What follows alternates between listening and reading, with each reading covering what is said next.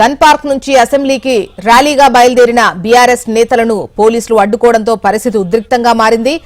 వివరాలు అందించేందుకు ప్రవీణ్ మనకు లైవ్ లో సిద్ధంగా ఉన్నారు. ప్రవీణ్,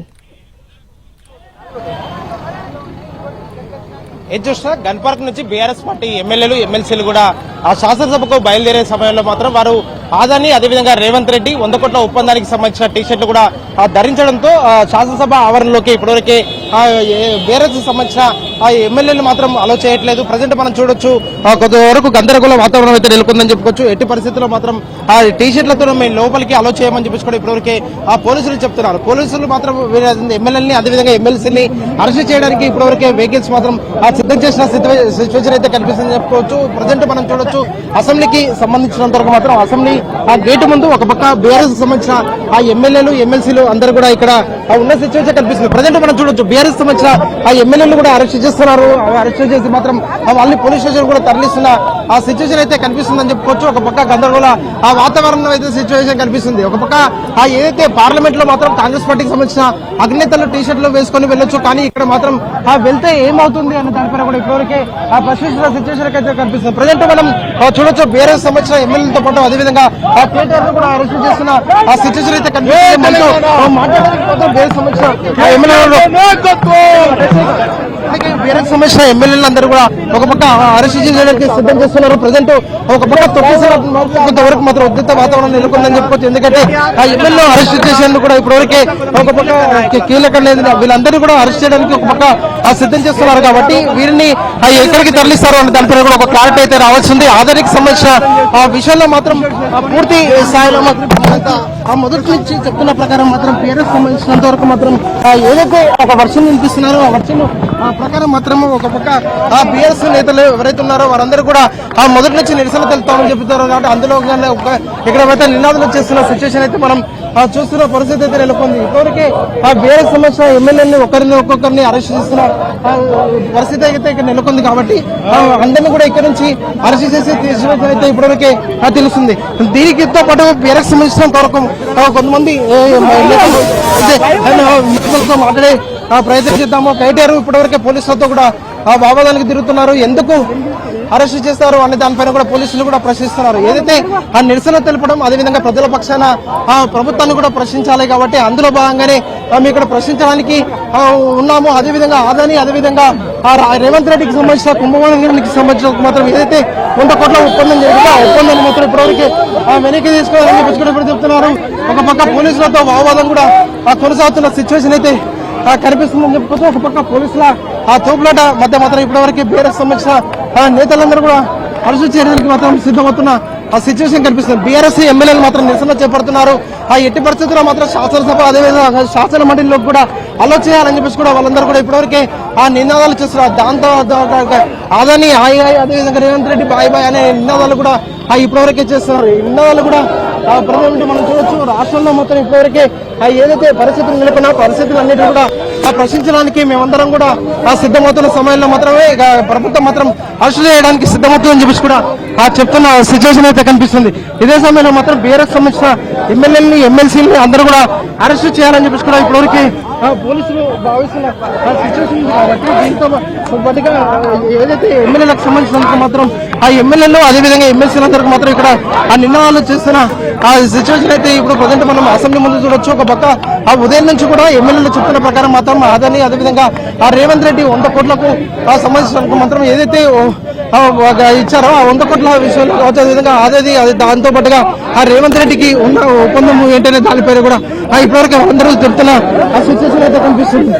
దీంతో పాటుగా తెలంగాణ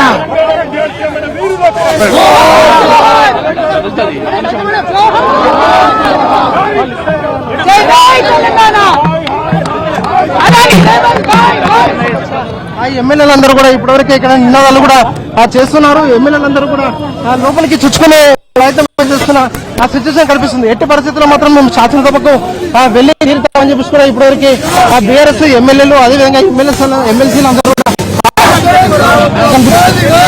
మనం చూడొచ్చు. ఇప్పటివరకు అసెంబ్లీకి సంబంధించినంత వరకు గేట్ వద్ద ఎటు చూసినా కూడా ఒక పక్క ఆ పోలీసులకు సంబంధించిన వాహనాలు కూడా సిద్ధంగా వచ్చారు. ఎప్పుడైనా కూడా అరెస్ట్ చేయడానికి వాళ్ళందరూ కూడా సిద్ధంగా ఉంచిన ఆ సిచ్యువేషన్ కనిపిస్తుంది. మరి కాసేపట్లో 10:30 కూడా తెలంగాణ శాసనసభ శాసనసభ మండలి కూడా సమావేశాలు కూడా ప్రారంభం కాబోతున్నాయి. కాబట్టి ఇదే సమయంలో మాత్రం ఆ శాసనసభ లోపలికి వెళ్ళనివ్వాలి అని చెప్పేసి కూడా వాళ్ళు ఇప్పటివరకు నిన్నదైతే ఒక పక్క ఆ బీఆర్ఎస్ సంబంధించిన నేతలందరూ కూడా చేస్తున్న ఆ సిచ్యువేషన్ అయితే కనిపిస్తుంది. ఇప్పటివరకే ఇక్కడ ఏదైతే ఆ సిచ్యువేషన్ పరిస్థితులకు సంబంధించినందుకు మాత్రం ఒక పక్క హరీష్ రావు కూడా మాట్లాడుతున్నారు.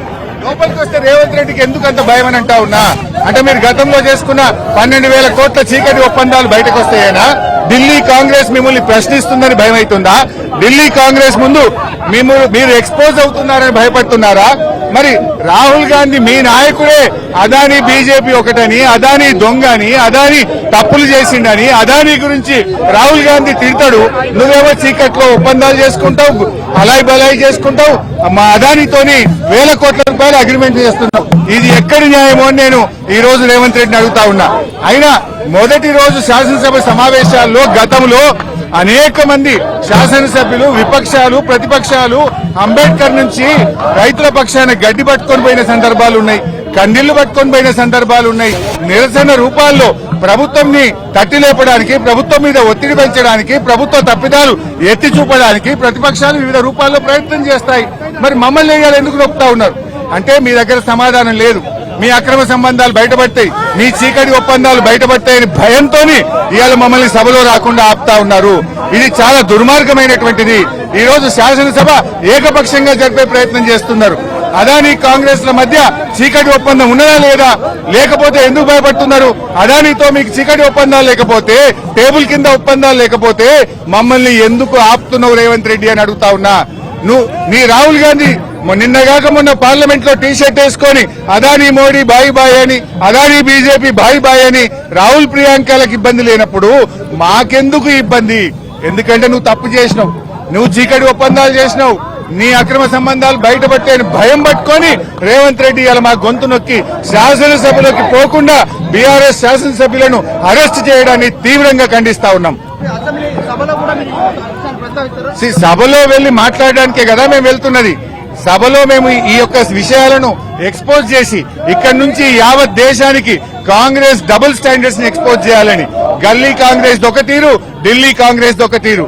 ఢిల్లీ కాంగ్రెస్ ఏమో అదానీ చోర్ హే అంటాడు, గల్లీ కాంగ్రెస్ ఏమో అదానీ భాయి భాయి అంటున్నాడు. అంటే రాహుల్ గాంధీకి ఏమో అదానీ చోర్ లెక్క కనబడుతుండు, రేవంత్ రెడ్డి లెక్కేమో దోస్తు లెక్క కనబడుతుండు. మరి ఇప్పుడు రాహుల్ గాంధీది కరెక్టా, రేవంత్ రెడ్డిది కరెక్టా? నిజంగా అదానీ చోరా, అదానీ దోస్తా? ఇలా రాహుల్ గాంధీది ఒక డైలాగ్ ఎట్లుంటది, ఇలా రేవంత్ రెడ్డిది ఒకటి ఎట్లుంటది? ఇద్దరు ఒకే పార్టీ కదా. మీ నాయకుడు ఒక తీరు, నీదొక తీరా రేవంత్ రెడ్డి అని మేము అడుగుతా ఉన్నాం.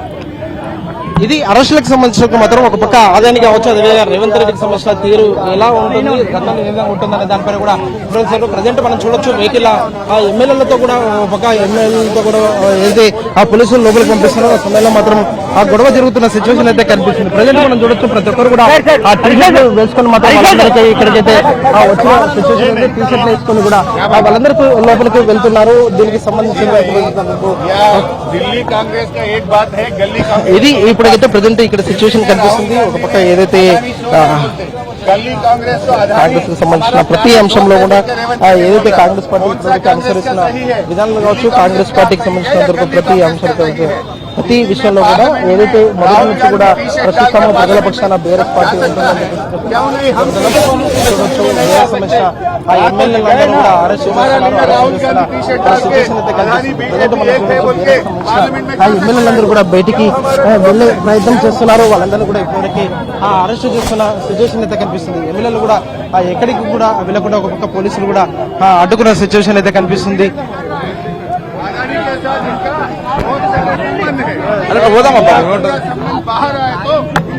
కూడా బయటకు వచ్చే ప్రయత్నం చేస్తున్నారు. బయటకు వచ్చి మాత్రం ఇక్కడ నిరసన తెలపాలని చెప్పేసి కూడా ఆ ఎమ్మెల్యేలు మాత్రం భావిస్తున్నారు. ప్రజెంట్ మనం చూడొచ్చు ఎమ్మెల్యేలతో మాత్రము అయ్యప్ప స్వామి మాలలో ఉన్న ఆఫీసర్ కూడా పోలీస్ అధికారి కూడా మీరు అయ్యప్ప మాలలో వేసుకున్నారు, ఇలా చేయడం మాత్రం కరెక్ట్ కాదంటూ కూడా ఆ కూకట్పల్లి ఎమ్మెల్యే కూడా పోలీసులకు కూడా తెలుపుతున్న సిచ్యువేషన్ కనిపిస్తుంది. ఇక్కడ నుంచి ఎట్టి పరిస్థితుల మేము టీషర్ట్లు వేసుకునే శాసనసభకు వెళ్తాము. ఢిల్లీలో ఉన్న రాహుల్ గాంధీకి ఒక నీతి, అదేవిధంగా తెలంగాణలో ఉన్న కాంగ్రెస్ పార్టీకి ఒక నీతి, ద్వంద్వ వైఖరి అని చెప్పేసి కూడా వాళ్ళందరూ కూడా ఇప్పటివరకు తెలుతున్న సిచ్యువేషన్ అయితే కనిపిస్తుంది. ప్రజెంట్ మనం చూడొచ్చు కొంతవరకు మాత్రం ఆ ఎమ్మెల్యేలను అరెస్ట్ చేసే ప్రయత్నం చేస్తున్నారు కాబట్టి ఒక పక్క ఆ తోపులాట అయితే జరుగుతుందని చెప్పుకోవచ్చు.